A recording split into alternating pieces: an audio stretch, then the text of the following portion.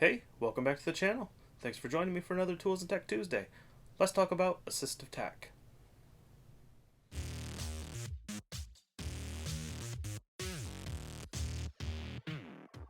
In October of 2019, the Michigan Council of the Blind and Visually Impaired put on a convention to enrich the lives of people who deal with blindness and visual disabilities. One of the guest speakers was Kellie Blackwell. She works for the state of Michigan, helping people with blindness and visual disabilities improve their daily lives with technology, with daily tasks from walking and navigating cities to knowing what denomination bill they pull out of their wallet. Kellie is extremely knowledgeable and friendly too. I really enjoyed talking with her, and I hope you'll enjoy our conversation too. I'll jump in here a couple times to let you know what questions she's answering, and again at the end to let you know how you can be a part of the upcoming convention again this October, which will also be covering other disabilities. All that out of the way, let's jump into the interview. I'm super glad to be a part of the MCBVI convention. My name is Kellie Blackwell, and that's spelled Kellie. Blackwell, Blackwell. Professionally speaking, I work for a Center for Independent Living, which is one of 15 centers in the state of Michigan, known as Disability Network Capital Area in Lansing. As a part of my role as the it's program manager of community engagement, my role is to oversee our assistive technology program and some other programs, but more specifically our assistive technology program. We are able to provide demonstrations of different types of low-tech and high-tech assistive technology. And then I also train individuals on adaptive software. So I will often train individuals who might be new to using Fusion, which is the combination of Zoom Text and JAWS screen reading program. I've been a user of assistive technology for more than 20 years, and the latest bit of technology I've purchased is the iPhone 11. And I went from the iPhone 11, or excuse me, I went from a 6S to an iPhone 11. It's a bit of a learning curve, but it's been an interesting way to learn. I sort of just jumped in with both feet. There are some pretty significant differences, but once you sort of get over that learning curve, it's not too bad. So there's some new gestures to be familiar with and just some different ways to access different things on the phone. So I personally am an Apple individual. I know some folks are Android, and I know that Android has become so much more accessible than when I first got my first iPhone. But me personally, I don't think I'll ever make the switch. But yeah, there's some good apps. My tried and true app, and I love that it's free, and at this point, I think it's only available on the Apple devices as well as the Windows 10 platform, is the Seeing AI app. And that's free. I just love that it's free. And it has all different features in it. So you can do the text reading really quickly with the short text. You can do a document reader. There's currency. There's a person channel, which I think is hilarious. And I personally disagree with it every time because it always makes me older than what I actually am. But it's a super cool app, and I use that probably more than anything else. So that would be my one recommendation as of yet. And then, of course, you've got your GPS navigational apps. And so there's a few of those. But, Google Maps is just as good when you're trying to get somewhat familiar places, but you might just need a little extra detail. What else do I use? There's different game apps that are fun, the Blindfold series, and they've got a ton of games. But yeah, out of I guess the productivity arena, that Seeing AI has been a game changer for me because it's just so easy to use. Oh, another personal favorite of mine. When I was going to Michigan State University for my master's program, I learned of an app called Voice Dream Reader, and they have Voice Dream Writer as well as a new one, Voice Dream Scanner. But Voice Dream Reader was amazing because it allowed me to get all of my books, essentially, because they convert them so that I can have them in audio format. I was able to get all of my textbooks in an app on my phone. How cool is that? So it uses different things like Dropbox to, so the school would download my textbooks in a way that I could access them. And then I would go to the downloadable area for Michigan State to do the accessible books. And then I would convert, or, not convert, transfer, excuse me, that file over to Dropbox. And then I would open my app, and there would be all my Dropbox files that I could then access via the app. So it was really cool. And you can change the rate of speech and change the voice even, so you can have male or female. And the app on the iOS platform, last time I checked, was around $14.99. I think it's a little less pricey on the Android platform, but that one is available on both, which is cool. And then Voice Dream Scanner, I haven't downloaded yet, but that uses the optical character recognition or the OCR technology to be able to read things as well. So those are my preferred apps, I would say. Here, I asked Kelly about apps similar to Kurzweil, which will read documents to you. Yep, and so it's similar yet to then that Seeing AI. And I do have the KNFB Reader app. I do have that one. So it's the version of Kurzweil and NFB, the National Federation of the Blind. They came out with the KNFB Reader. That app, if it's not on sale, is around $100.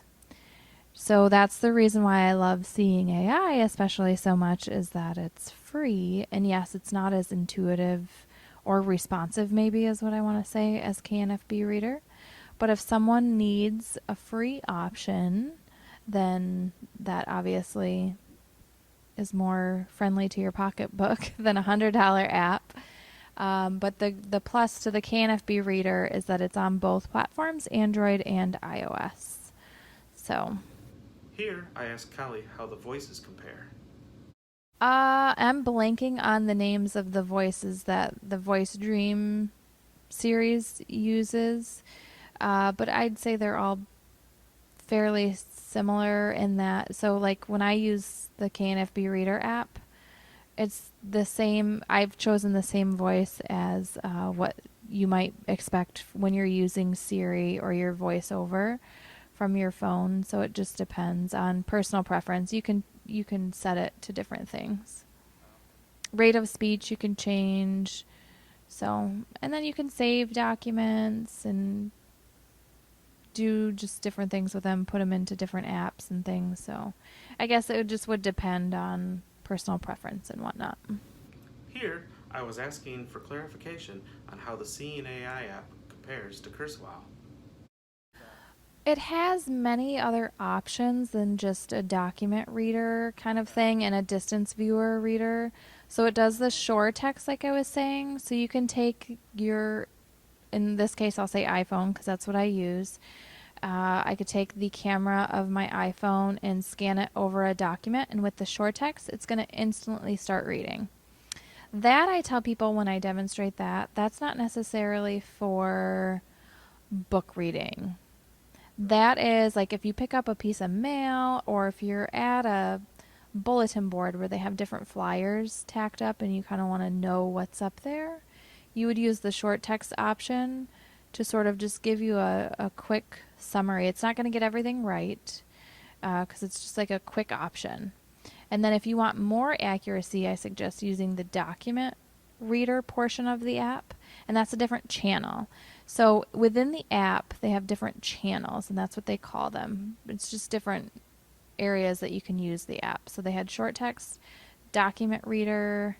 There's a person feature, which I said that I have an issue with kind of jokingly because it will tell you, it will estimate gender age, and mood. So it might look at me and say, and it always says I'm older. So it'll say like 50-year-old woman, happy, and it'll just give you just a brief kind of synopsis of age, gender, and mood.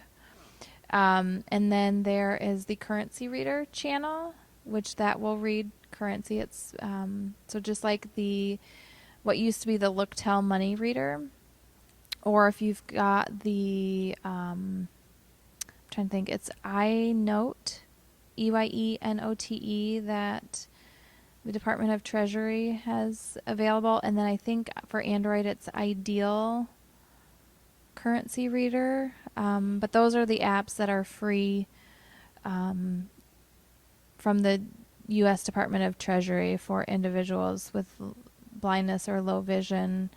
So the Seeing AI has the currency reader. It even has a handwriting preview, but I don't know.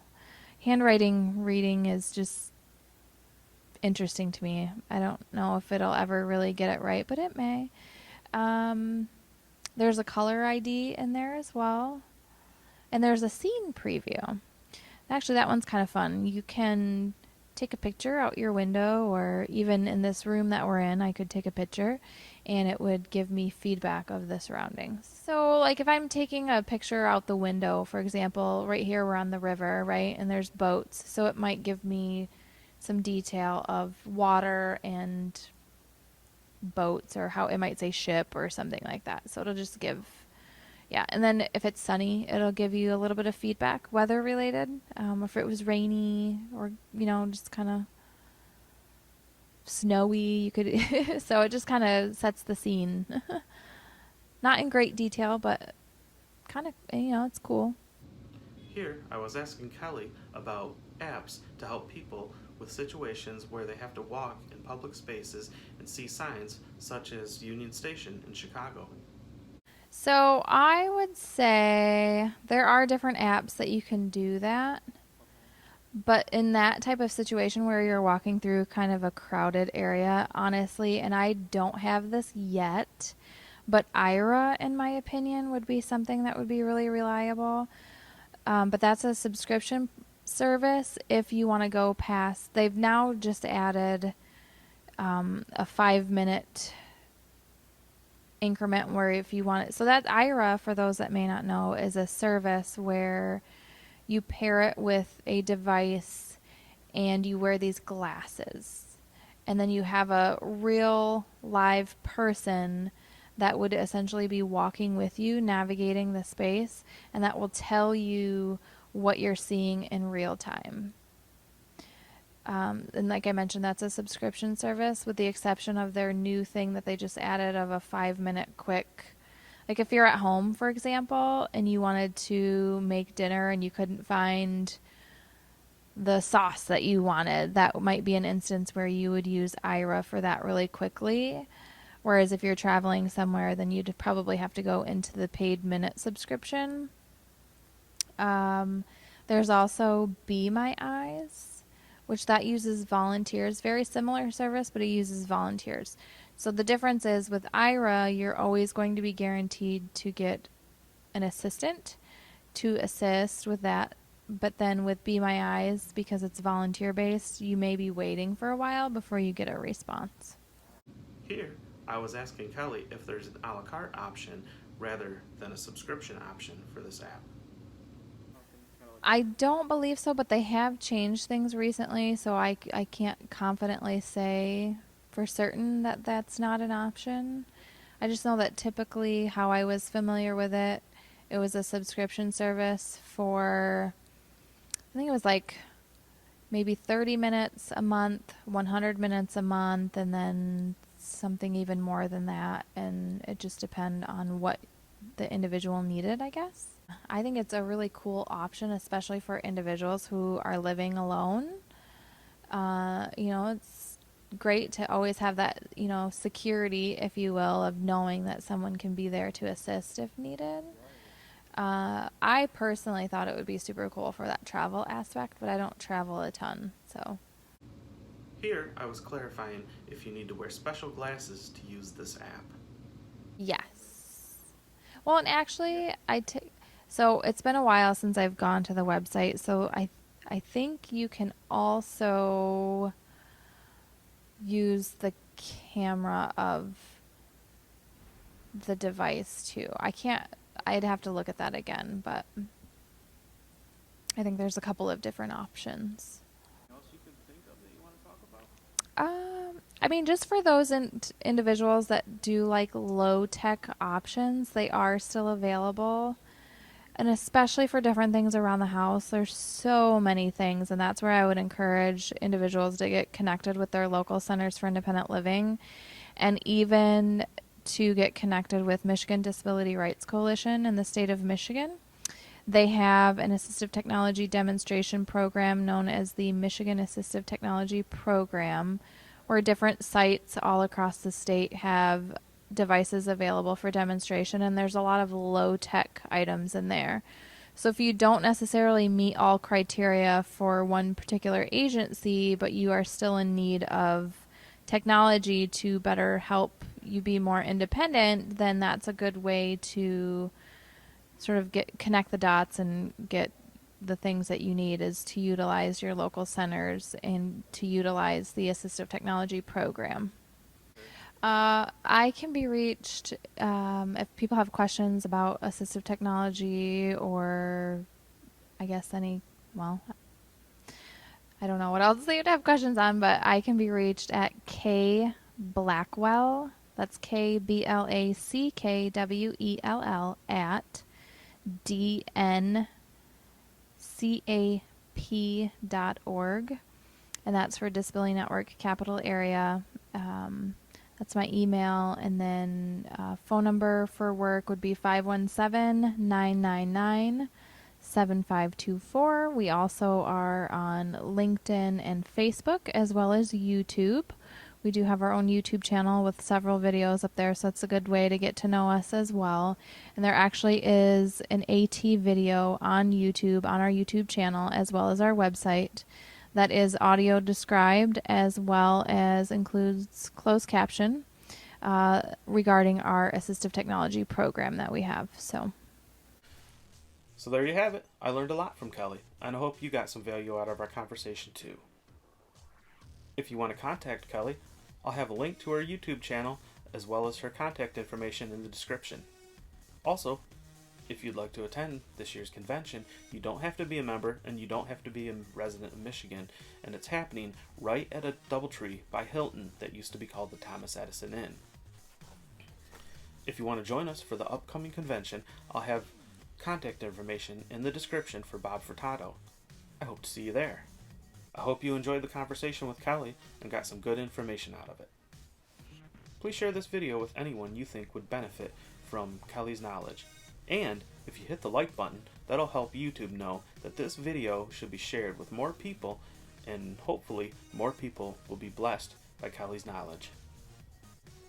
Thanks for taking the time out of your day to join me for this week's Tools and Tech Tuesday. See you next time.